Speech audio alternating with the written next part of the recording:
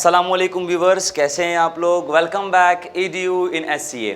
आज हमारा chapter number 2 है और मोस्ट इम्पॉर्टेंट चैप्टर है क्योंकि इसके अंदर हम सेट्स के बारे में पढ़ेंगे। इसके अंदर हम पढ़ेंगे व्हाट इज़ रियल नंबर, इसके अंदर हम पढ़ेंगे व्हाट इज़ कम्प्लेक्स नंबर, क्योंकि आपके चैप्टर नंबर 2 का जो नाम है वो है real number and complex number. तो रियल नंबर को समझने के लिए हमें तमाम सेट्स को पढ़ना पड़ेगा और फिर अगर हम तमाम सेट समझ लेंगे तो हम रियल नंबर को समझ लेंगे, और अगर रियल नंबर समझ आ जाएगी तो दैट मीन्स कि हम कम्प्लेक्स नंबर को हम इजीली समझ पा सकेंगे।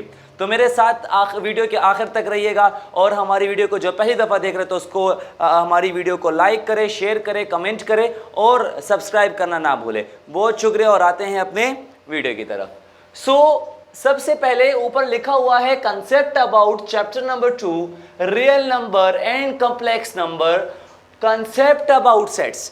दैट मीन्स के सबसे पहले तो हम पढ़ेंगे कि ये सेट क्या होता है। तो जरा गौर से देखें, सेट को हम कहेंगे a set is a collection. Collection का मतलब कि एक ऐसी कलेक्शन जो कि हम इकट्ठा करते हैं।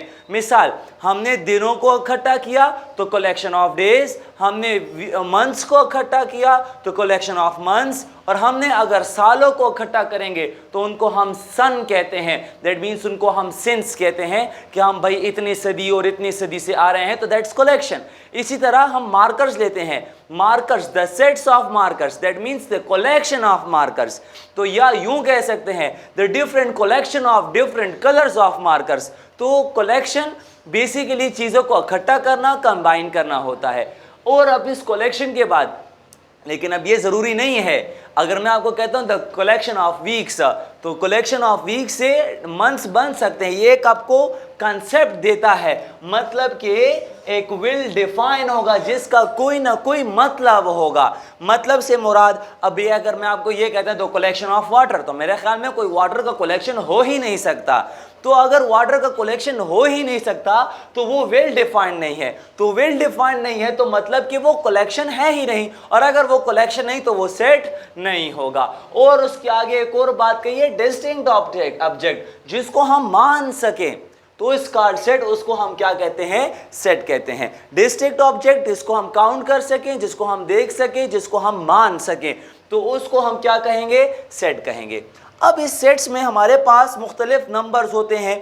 तो यू नो दैट कि हमारे पास जो नेचुरल नंबर है, सबको पता है कि नेचुरल नंबर जो होता है वो क्या है, 1 से लेकर अप टू सो ऑन वो जाता रहेगा। लेकिन नेचुरल नंबर को हम डिनोट किससे करते हैं, तो हम ये simple that denoted by what, denoted by n, capital N से इसको हम क्या करेंगे, डिनोट करेंगे। सो 1 से लेकर 1 2 3 4 5 6 7 8 अप टू सो ऑन, इसको क्या कहेंगे, इसको कहेंगे हम natural number and it's noted bye n।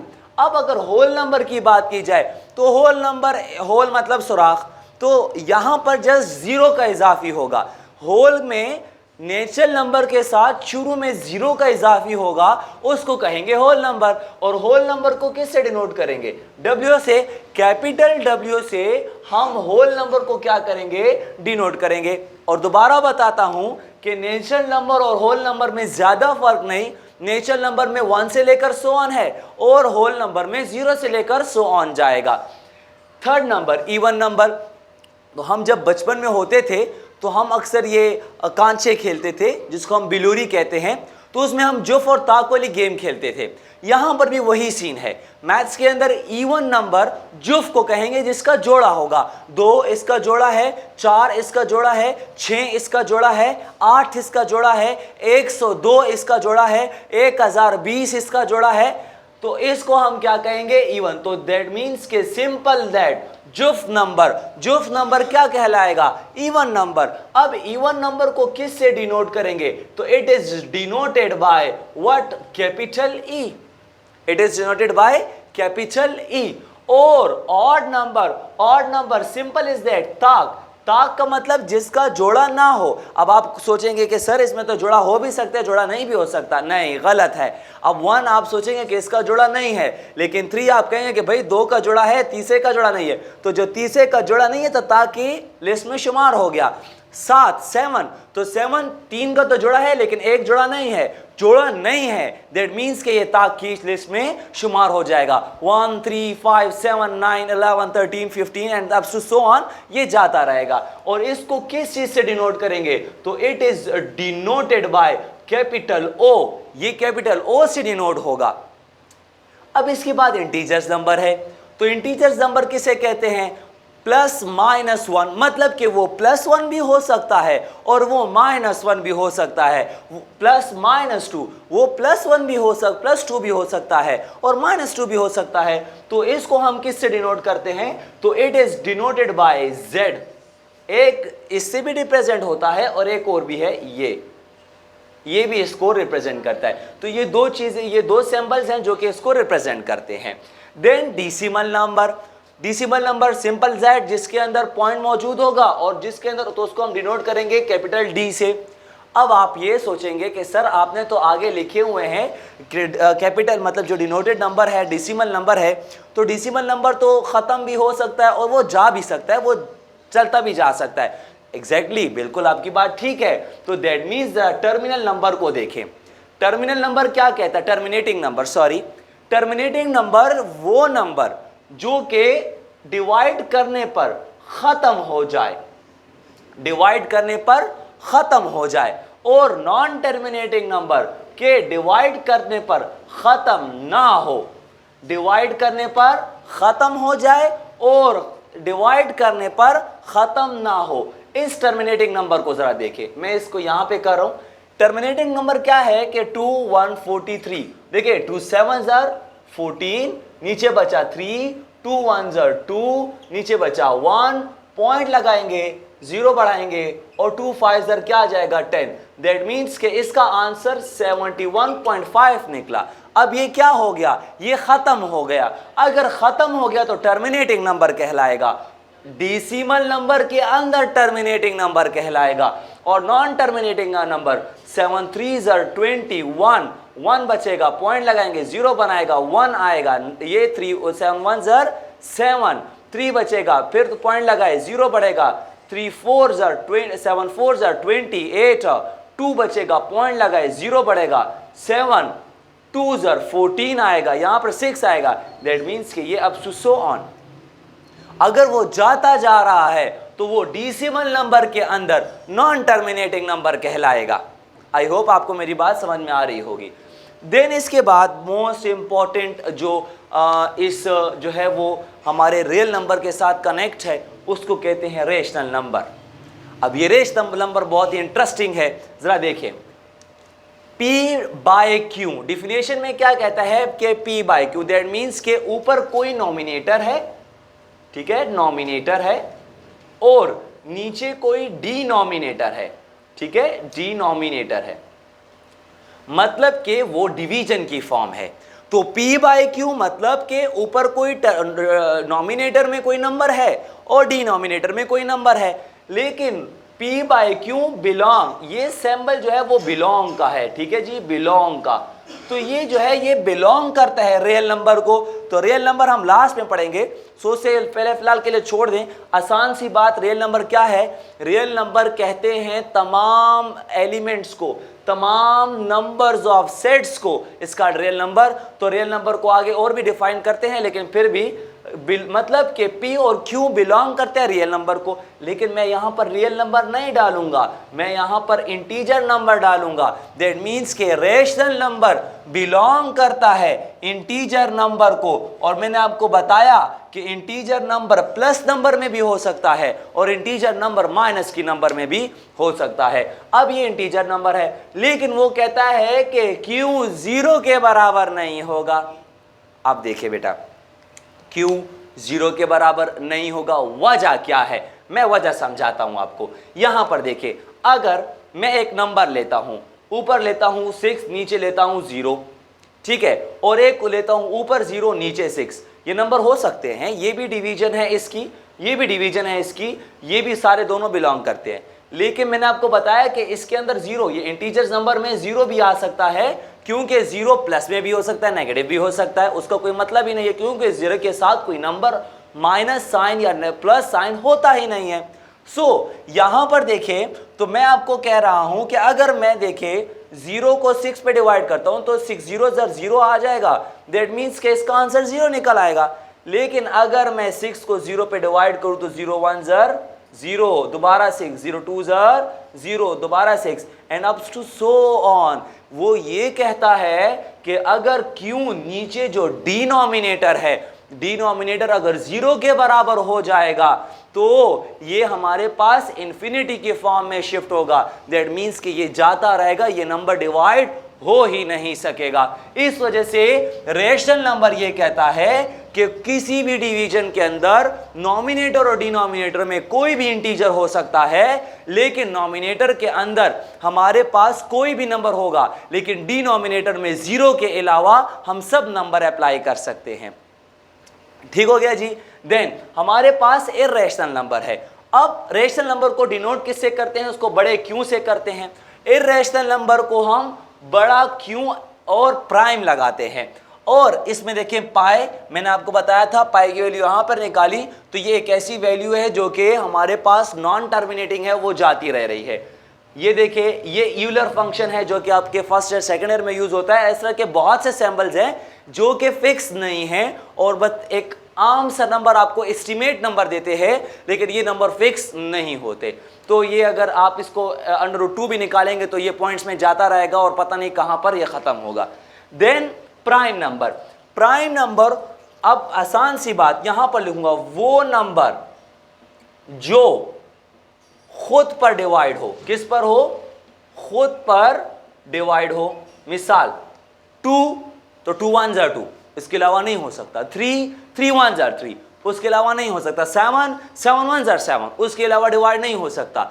मतलब कि 7 का नंबर खुद के 7 पे डिवाइड होगा, दूसरे नंबर पे नहीं हो सकता। 50 उसको ले ले, 19 को ले ले, 19 का नंबर 19 पे ही डिवाइड होता है, आगे नहीं हो सकता। 23 को ले ले, 23 का नंबर 23 पे ही डिवाइड होगा, आगे नहीं हो सकता। 147 ले ले, 147 का नंबर भी खुद पे ही डिवाइड होगा, आगे नहीं हो सकता। अब देखें दूसरा नंबर, और इसको हम किससे डिनोट करते हैं? इसको डिनोट करते हैं कैपिटल P से। उसके बाद हमारे पास आता है कंपोजिट नंबर। तो कंपोजिट नंबर क्या है? कंपोजिट नंबर वो नंबर जो खुद के अलावा डिवाइड होता हो,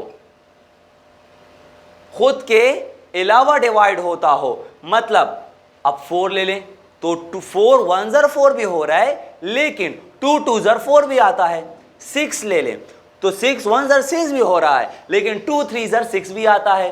10 ले लें, 2 5 10 भी आ रहा है। अब अगर मैं 12 लेता हूं तो 12 2 पे भी हो रहा है, 12 3 पे भी हो रहा है, 12 4 पे भी हो रहा है। दैट मीन्स कि ऐसा नंबर जो खुद के अलावा दूसरों पर भी डिवाइड होता हो, उसको क्या कहेंगे? Composite number. और कंपोजिट नंबर को हम कैपिटल C से क्या करते हैं? डिनोट करते हैं।